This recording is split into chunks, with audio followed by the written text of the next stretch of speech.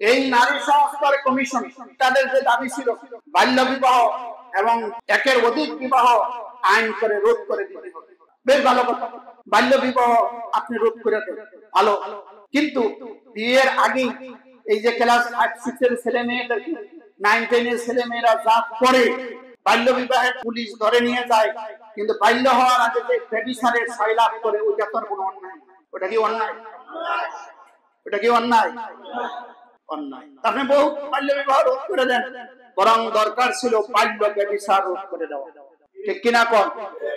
ব্যভিচার রোধ করে দেওয়া, ফাহিশা রোধ করে দেওয়া, অশ্লীলতা রোধ করে দেওয়া, দেহাপনা রোধ করে দেওয়া, এরপরে বহু বিবাহ রোধ করা, একের অধিক বিবাহ আইন করে নিষিদ্ধ করতে হবে।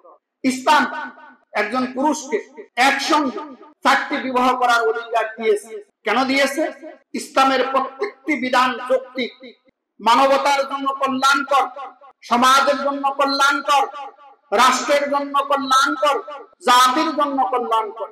আচ্ছা, আপনাদেরকে জিজ্ঞাসা করি, পৃথিবীতে নারীর সংখ্যা বেশি না পুরুষের সংখ্যা বেশি? সবাই কথা বলেন, নারীর সংখ্যা বেশি। তো একজন পুরুষ যদি একটা বিবাহই করে, এই যে অধিক নারী পৃথিবীর মধ্যে আছে, তাদের তো বিয়ে করার অধিকার নাই। কেমনে আছে? আপনি একটা বিয়ে করবেন, ওরা তার বিয়ে করতে পারবেন না, রাষ্ট্রীয় আইনে নিষেধ। তাহলে ওই নারীগুলি কোথায় যাবে?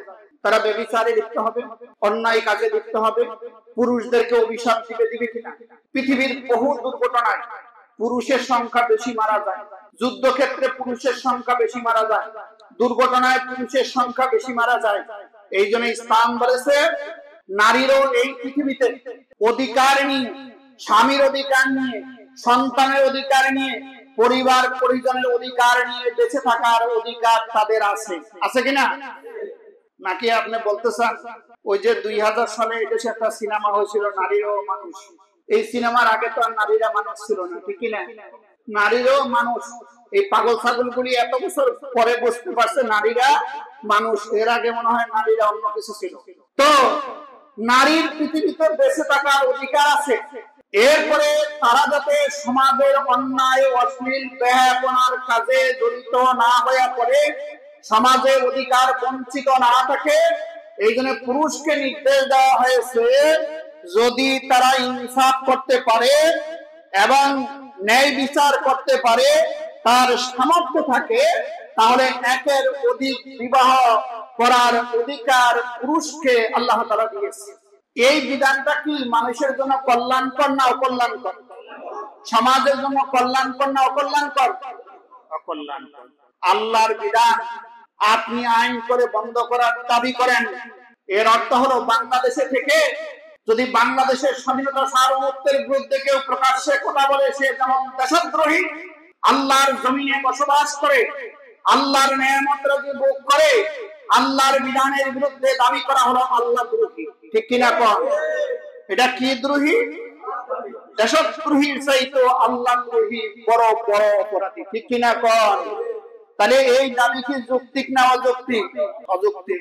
সুতরাং বিনয়ের সঙ্গে বলি সরকারকে, যে এই যে আপনারা এনজিও বান্ধব সরকার, এগুলি আমরা বুঝি, আমরা এই দেশেই বড় হয়েছি, তো এনজিওর পক্ষে আপনারা থাকেন, কিন্তু এমন কোন দাবি যাতে আপনাদের কাছে এই আপনাদের মাধ্যমে পাস করিয়ে নিতে পারে, পাস করাতে চায়, যেটা ইসলাম বিরোধী, এটা দেশের মুসলমান মেনে নেবে।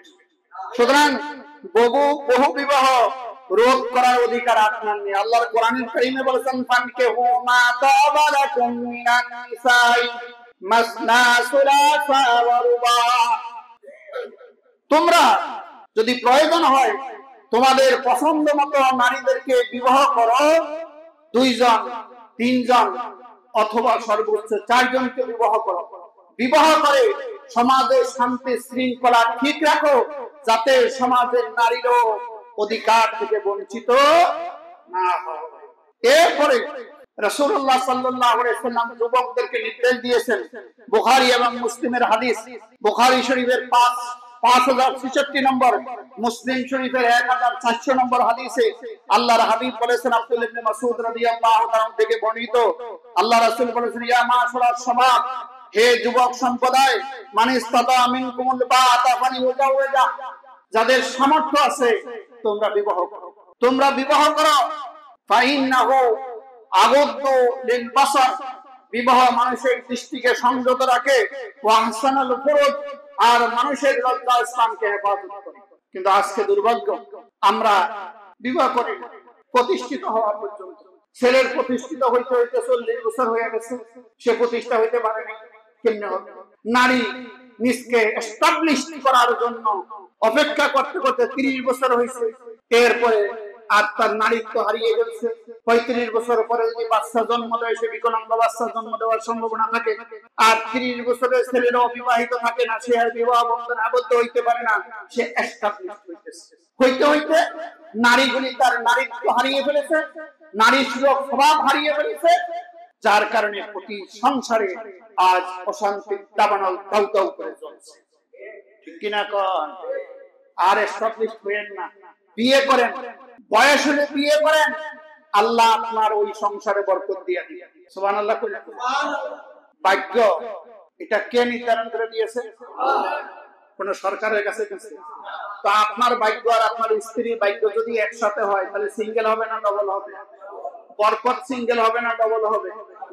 আজ পর্যন্ত যে সমস্ত ছেলেরা 40-50 বছর হয়ে গেছে, 70 মার্কা বলদ বিয়ে করেন, এইগুলি সমাজে একটা এস্টাবলিশ হয়েছে, এটা আমার জানা না।